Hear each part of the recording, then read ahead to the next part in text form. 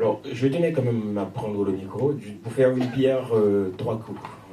En fait, le premier coup, ce serait donc pour féliciter donc Emmanuel Vilsin pour son talent d'acteur, hein, voilà. Et très bien joué, hein, donc ce jeu d'acteur c'était formidable.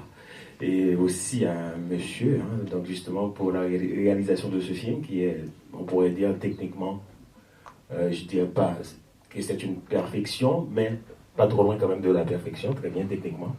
Mais là, une question, pourquoi cette fin? Pourquoi cette fin? Ça me donne un goût inachevé. Merci.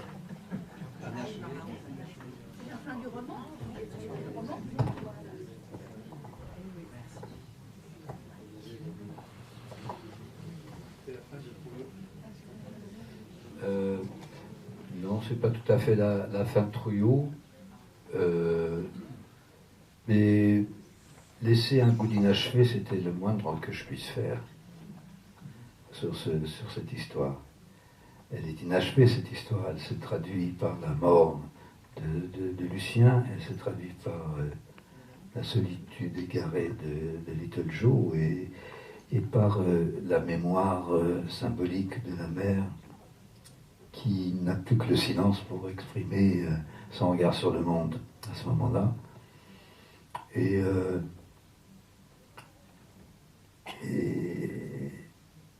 l'inachevé, il est vraiment là, notre présent.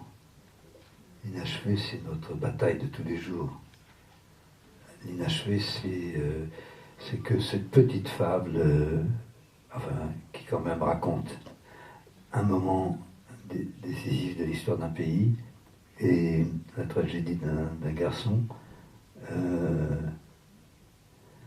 c'est inachevé parce qu'on a quand même beaucoup de travail pour faire la bataille pour laquelle ce garçon est mort. On a beaucoup de batailles encore à mener pour faire que la mémoire de cette femme qui garde la tradition, qui garde la mémoire de l'île, qui garde les symboles de la culture de l'île, vivent encore à travers des jeunes gens qui ne sont ni morts ni voyous. Donc cette sorte de silence dont j'ai eu envie à la fin, avec la monteuse, me plaisait, j'avais envie de silence. Voilà. Enfin, c'est très subjectif, mais ça ne donne pas de clé ni de solution à une histoire qui se répète depuis 2-3 000 ans dans toutes les cultures et tous les pays. Alors, je félicite déjà le travail qui a eu lieu sur ce film. J'ai particulièrement aimé deux rôles, on va dire le rôle de l'acteur Emmanuel Vilsin et le rôle de la mère. Je trouve que la mère est plein de symbolisme dans ce film. Et ma question, c'est plutôt, en fait, le rôle du frère, le mauvais, on va dire, entre guillemets, il parle beaucoup. Il a beaucoup de textes, il parle beaucoup.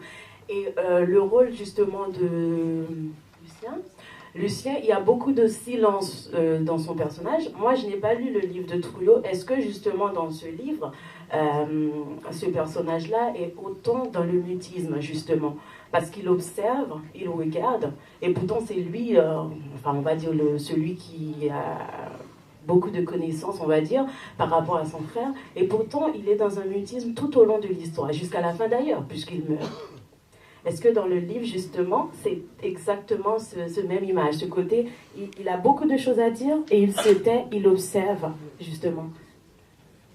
Oui, parce qu'il ne parle pas beaucoup dans le film.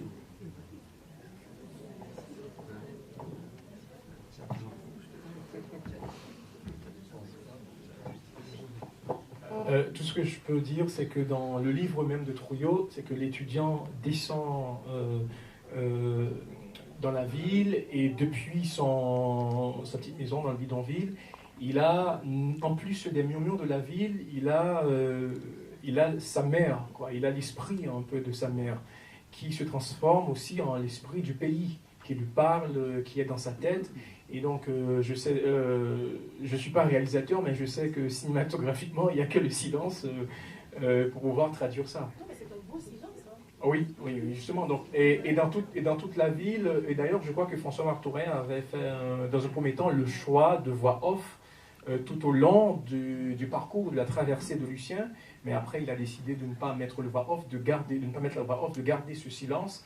Et je pense que ce silence traduit tout ce qui se passe au niveau de la ville, tout ce qui se passe au niveau de l'esprit de Lucien, et ça permet également aux spectateurs, je pense, voilà, donc d'essayer de percer les mystères du silence de Lucien, et également, même quand il y a des tapages dans la ville, de percer les mystères de ce silence qu'on n'arrive pas à percevoir au sein de chaque habitant.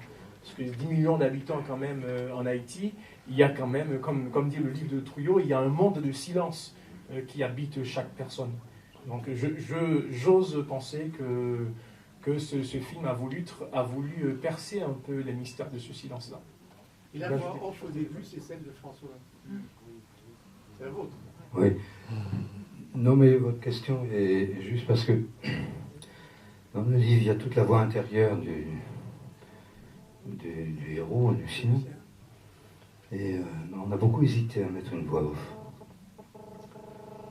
Et effectivement, de rendre témoin sur le point du départ,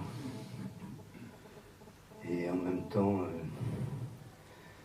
pas complètement scout, enfin pas complètement comment dirais-je, leader de ce mouvement, mais y participant. Oui, non, c'est vrai. J'ai préféré essayer de donner cette forme de silence que vous dites, un peu spéculativement, pour permettre qu'on ait aussi une sorte de regard témoin sur tout ce qui se passait. Il y a un jeune homme qui se demandait, les événements ont eu lieu il y a 11 ans, donc c'est assez récent finalement.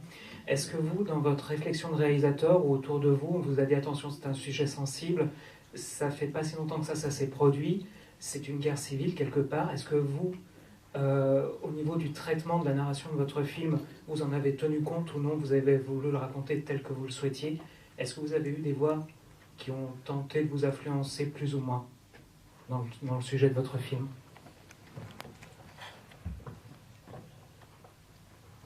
Et peut-être aussi pour prolonger la question de monsieur, est-ce que le point que soulève monsieur a eu aussi, c'est-à-dire le fait que ce soit un sujet brûlant et finalement avec assez peu de distance historique, est-ce que ça a été un frein peut-être au financement du film ou au processus de production? En tout cas, à vrai dire, non, j'ai pas eu de pression au moment du tournage. Par contre, effectivement, au niveau du financement, après des promesses que nous avions eues de quelques, comment on dit ça aujourd'hui, oligarques haïtiens, ça existe, il y en a quelques-uns, qui, après avoir promis d'aider le film, par aussi respect et admiration pour Trouillot, ont finalement jugé le sujet trop politique. Et ils l'ont jugé sur ce qu'on voit apparaître aujourd'hui au moment des prochaines probables élections, que le mouvement d'Avalas dont on parle, je crois que je disais ça tout à l'heure, le mouvement d'Avalas dont on parle là, et les partisans d'Aristide, qui, ça vaut la peine de se plonger un peu dans l'histoire d'Haïti. Je ne vais pas résumer maintenant à cette heure tardive, mais Aristide a été et reste finalement assez populaire comme beaucoup de leaders populistes peuvent l'être, et démagogiques, etc. Et donc il y a, par exemple, sur la diffusion du film en Haïti maintenant, il y a une crainte que dans cette période électorale, ce ne soit pas bienvenu. De la même façon que c'est Digicel, tout simplement, ou Laurent Barbancourt ont finalement décidé de ne pas nous aider, parce qu'ils ne trouvaient pas ça très intelligent de leur part de prendre parti sur un film qui dénonçait Aristide et la Valas de l'époque en tout cas, parce que ça change tout le temps. Ça c'est une chose, la deuxième, j'ai oublié. Non, c'était plutôt celle de monsieur, c'était ça. Vous avez pris, comment dire, une sorte de responsabilité personnages pour raconter l'histoire que vous souhaitiez avec les événements? Disons que sans calcul, je suis vraiment parti du livre de Trouillot. Ça veut dire que ce qui m'intéresse en général, c'est des destins particuliers d'histoire, à l'intérieur des destins collectifs, selon les moments historiques plus favorables à cette confrontation, ou même parfois dans la banalité quotidienne. Mais globalement, je ne me suis pas posé des problèmes de faire un film politique. Je me suis posé des problèmes de faire un film qui avait un écho pour nous sur les batailles des étudiants ou d'autres, ou d'une jeunesse qui essaie d'imaginer autre chose. Ça a existé en Afrique du Nord, en Moyen-Orient, ça a existé dans tous les pays à un moment donné. Et c'est cette sorte d'écho que le livre me donnait par son écriture, en même temps avec un regard si amoureux de son pays, que j'ai... Alors, le fait politique, c'est qu'en faisant ce film, peut-être pour vous, peut-être sans prétention abusive néanmoins, c'est d'essayer d'échapper aux clichés que même une intelligentsia ici peut avoir sur Haïti. Alors que dans les Caraïbes, c'est quand même un pays où on parle français, et créole bien sûr. C'est un pays qui a été très exploité,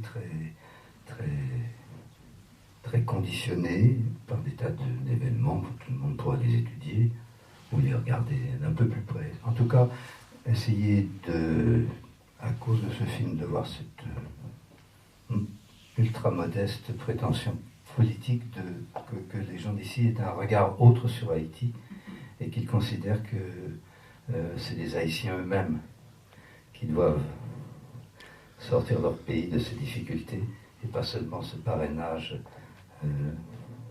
parfois douteux qui les envahit ou qui les conditionne selon des clichés. Malheureux.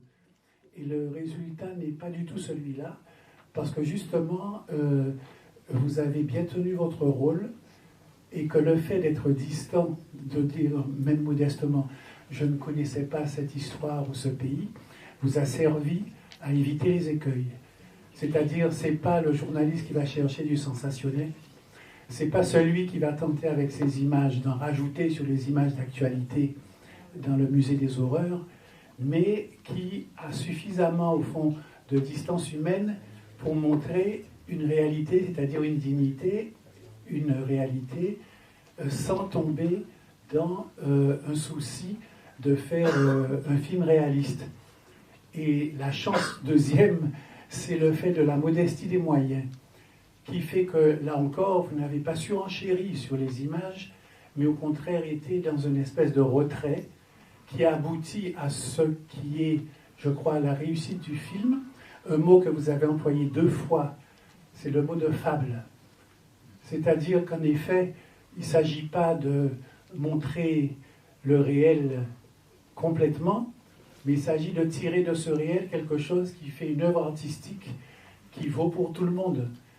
On a beaucoup parlé au début de la Guadeloupe, ma Guadeloupe, et de Haïti, en se demandant mais comment se fait-il qu'on puisse filmer? C'est très facile au cinéma, ça se fait en studio normalement. Et dans un studio, on fait Hôtel du Nord, alors que le Canal Saint-Martin n'a jamais connu de caméra pour ce film. Et donc, au-delà de cette question, c'est là encore, je crois que cette espèce de respect, on a une espèce de spectateur engagé, qui était un peu votre attitude avec votre caméra. Vers Avenue Poplard, voilà, entre 2 bidonvilles, coincé entre 2 bidonvilles, et j'ai moi-même eu la chance voilà, de ne pas être victime, parce qu'il y avait pas mal de chimères, souvent qui attaquaient les quartiers comme ça, et les chimères théorisaient non pas les quartiers sur les hauteurs, hein, mais ils théorisaient la population même, hein, la population voisins et voisines, voilà. Donc et ça c'était triste, c'était très très révoltant. Mais ce qui était surtout révoltant, moi je veux rester dans mon travail d'acteur. Je veux pas prendre part à une idéologie politique en fait, ou mettre en avant une idéologie politique. Mais ce qui était révoltant pour ma part, c'était de voir des enfants avec qui on avait grandi, avec qui on jouait, porter des armes, quoi, quelques temps plus tard. Et ça, c'était très, très, très révoltant. Et pour quelqu'un qui réfléchissait, pour quelqu'un qui comprenait assez vite les choses, c'était très révoltant, quoi. Et il fallait choisir son camp, quoi. Il fallait choisir son camp. Et moi, j'avais choisi le mien. C'est une école de cinéma prestigieuse. C'est Raoul Peck, un Haïtien, et un Haïtien qui vient d'entrer à l'Académie française. Plein d'auteurs haïtiens sont publiés en France, Jacques Dessus notamment. Il y a une richesse de ces intellectuels, certes, mais aussi dans tout le pays. Et c'est important. Je crois que c'est un des combats de Trouillot, ça. Un vrai combat politique. Il le dit dans un poème, comme ça. En parlant surtout des ONG d'ailleurs. Hein. Adieu l'ami, arrêtez de penser à ma place, mais quand vous reviendrez, partez, mais quand vous reviendrez, on pourra faire la fête en amis. Quoi.